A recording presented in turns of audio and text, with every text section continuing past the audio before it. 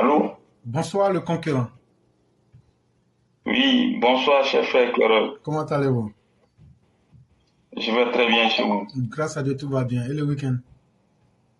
Le week-end se passe bien. Dieu merci. Donc, on vous laisse la parole. Alors, je vous remercie de me donner la parole. Aujourd'hui, je vais aborder trois sujets. Le premier sujet concerne la hausse de l'électricité. Le deuxième sujet, il concerne l'affaire des placements des travailleurs. Et le troisième sujet, il concerne la question du logement. Alors, ces temps-ci, nous avons encore vu l'opposition à travers Bredoumi Ismaïla qui a dit que les factures d'électricité, en réalité, connaissent des hausses, selon lui, de 30% jusqu'à 35%. Donc, il est important de faire quelques précisions parce qu'à la réalité, en toute chose, avant de parler, il faut vraiment être beaucoup plus précis ou bien il faut expliquer les choses comme il se doit avant de venir parler publiquement. La réalité, c'est quoi au juste? Pour les abonnés du 10 ampères, c'est un exemple que je prends, parce que moi je suis au 10 ampères. Le prix du kilowattheure était de 66,96%. Non pas 96%, c'était de 66,96 francs CFA. C'est le prix du kilowattheure de l'électricité pour un abonné de 10 ampères. Peut-être que dans des zones beaucoup plus confortables, ça pourrait être un peu plus que ça, j'en sais pas trop, mais d'une manière générale, un abonné de 10 ampères, le kilowattheure, c'est 66,96 francs CFA. Alors, avec l'augmentation dont le gouvernement a parlé, le kilowattheure, il est passé à 73,66 francs CFA. C'est tout. C'est-à-dire qu'il y a eu une hausse du kilowattheure de 6,7 francs CFA. Ce qui respecte très bien les 10% d'augmentation. Puisque si le prix du kilowattheure auparavant était de 66,96 francs CFA, lorsque on passe à 73,66 francs CFA, ça fait bien une augmentation de 6,7 francs CFA, ce qui respecte bien la hausse de 10% annoncée. Ceci étant, on va expliquer. Ceux qui ont vu leur facture d'électricité flamber ces derniers mois, il y a bien des raisons. Quelles sont ces raisons-là? Il fait extrêmement chaud depuis le mois de janvier, février, mars, jusqu'au mois d'avril dans lequel nous sommes. Et quand il fait extrêmement chaud comme ça, des appareils comme le frigo et les climatiseurs fournissent beaucoup plus d'efforts pour pouvoir fonctionner correctement comparativement aux périodes où il ne fait pas chaud ou lorsqu'il pleut. Ce qui est encore grave, c'est la climatisation. Ça pourrait vous surprendre. Mais en réalité, en cette période précise où je vous parle, la consommation d'une climatisation ou bien d'un climatiseur, si vous voulez, ça a doublé. C'est le climatiseur qui consomme beaucoup plus. Et tous ceux qui se plaignent, je vous le dis, allez-y bien fouiller. Ce sont des gens qui ont climatiseur.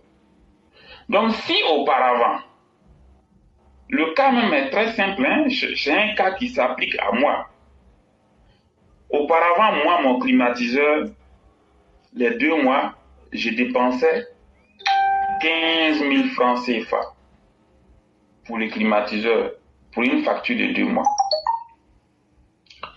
Et je vous dis, avec la facture que je viens de recevoir, le climatiseur m'a pris 32 000 francs CFA. Pourquoi? Il fait extrêmement chaud. Le climatiseur fournit 2 fois plus d'efforts pour pouvoir fonctionner correctement. Ça s'explique.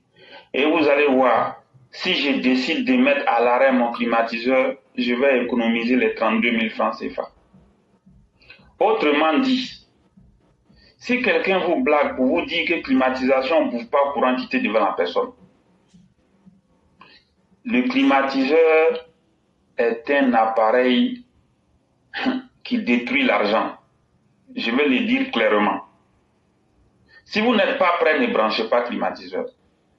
Même climatiseur de un cheval, ça consomme. Si vous prenez 1,5, ça consomme. Moi, j'ai 1,5. Si vous vous amusez à prendre 3 chevaux climatiseur, vous allez dépenser de l'argent dans le courant. Quand vous allez expliquer aux gens, ils ne vont jamais vous croire.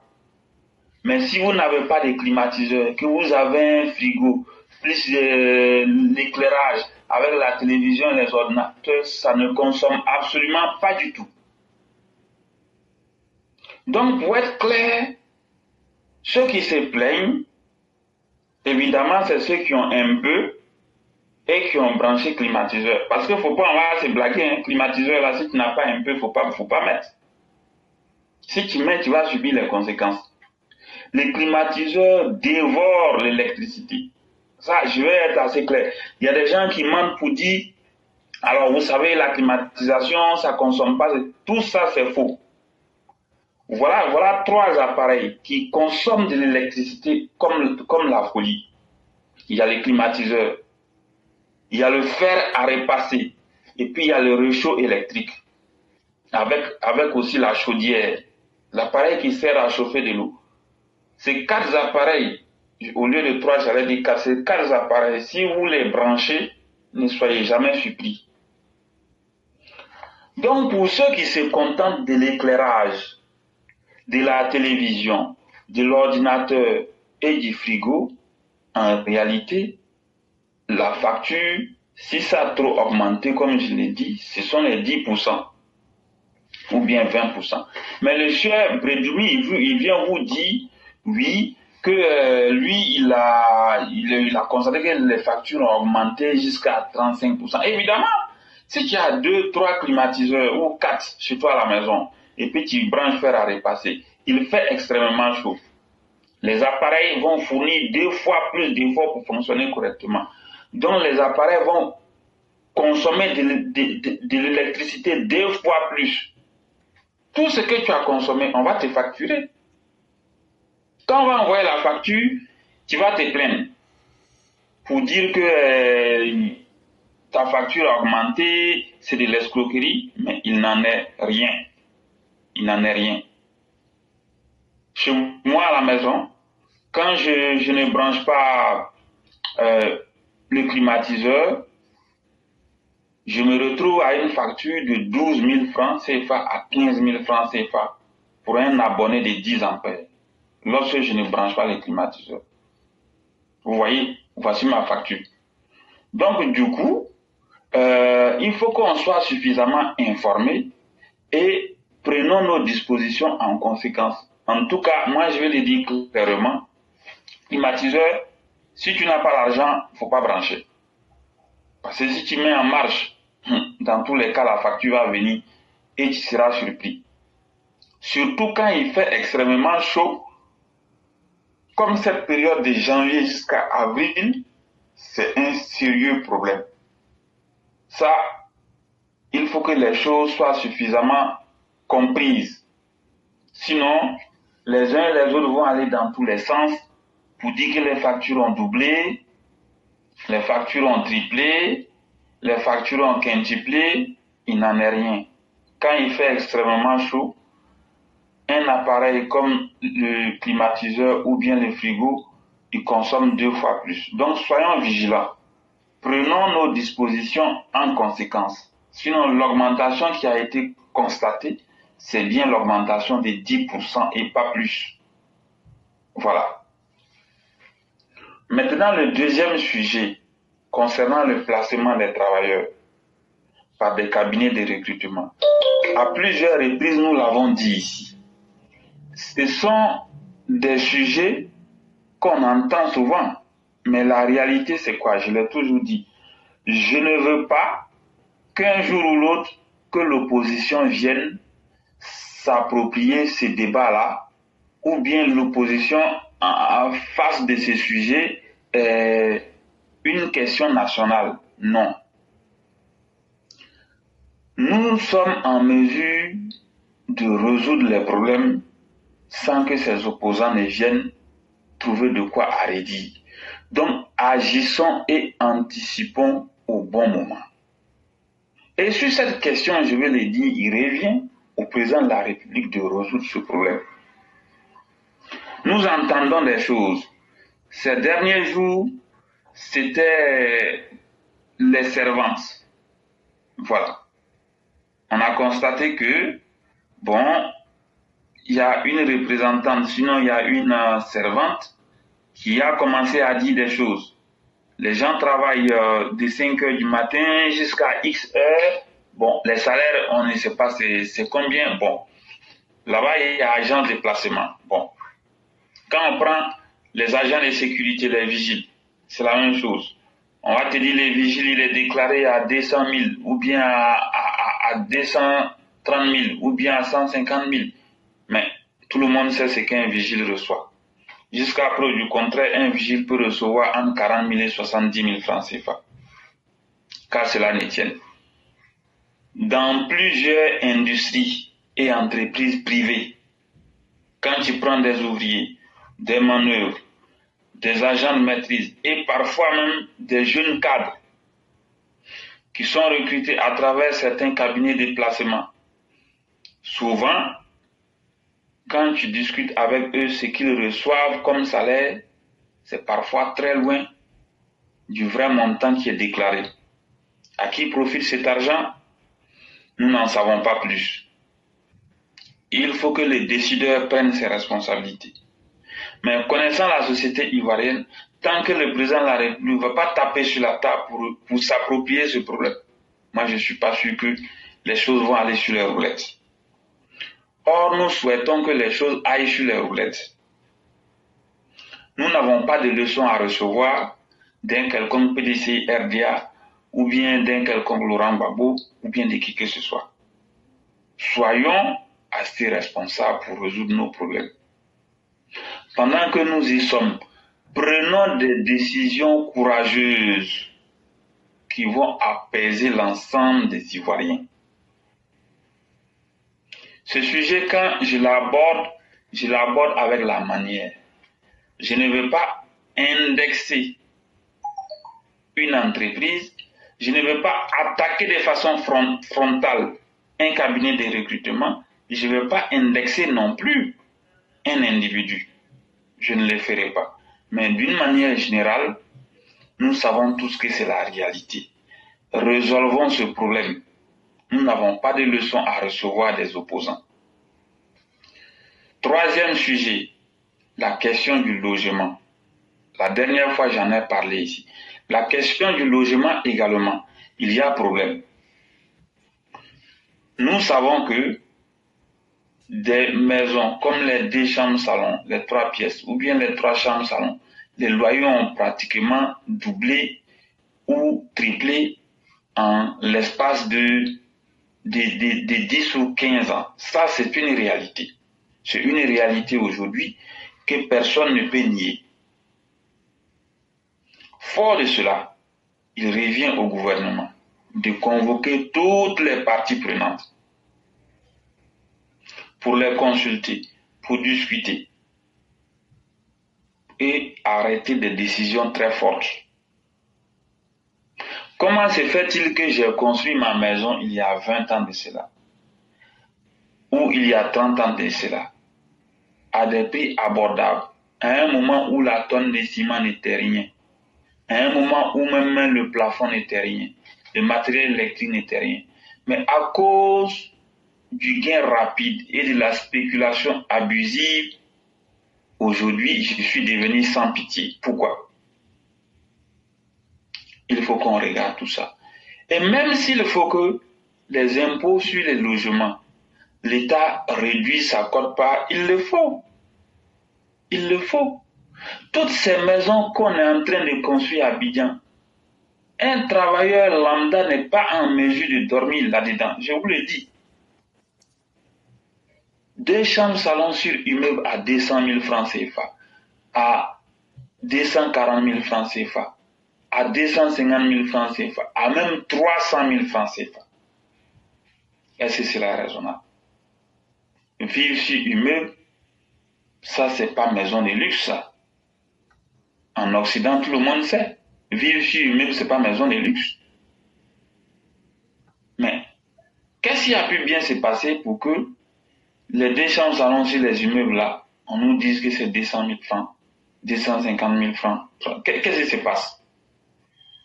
Puis, nos villas qui étaient là, où les fonctionnaires de l'administration ou bien les cadres des entreprises privées qui ont des grades qui sont conséquents, dont les salaires même tournent entre 800 000 pour venir à 1 500 000, ces cadres-là ne peuvent même plus louer les villas qui se trouvent dans des quartiers résidentiels à Yopougon, à Bobo, au Vallon ou bien un peu partout. Pourquoi? Pour la simple raison que ces résidences-là sont devenues des bureaux d'entreprise ou bien sont devenues des églises ou bien sont devenues des entrepôts ou bien sont devenues même carrément des sociétés. On a loué pour faire des sociétés parce que quand tu dis que tu veux faire une société, le type vient, bon, il te dit, bon, comme c'est une société, bon, il faut que tu augmentes. Quand tu as affaire aussi à des Chinois ou bien à des gens qui ont beaucoup d'argent, ils ferment les yeux et te disent, mon ami, nous, on va te donner 800 000 francs CFA. Quelqu'un qui peine même à payer 180 000 francs CFA pour dormir dans la maison. Un autre qui vient qui dit qu'il lui va payer 800 000. La décision est vite opérée. Finalement, ces villas sont devenues des entreprises et des églises dans nos quartiers résidentiels. Le travailleur qui a un niveau conséquent, comme grade dans l'administration publique ou privée, il ne peut même plus dormir dans ses maisons.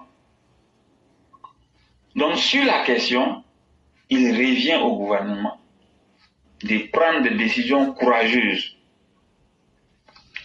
Si augmentation de loyer doit y avoir, on regarde.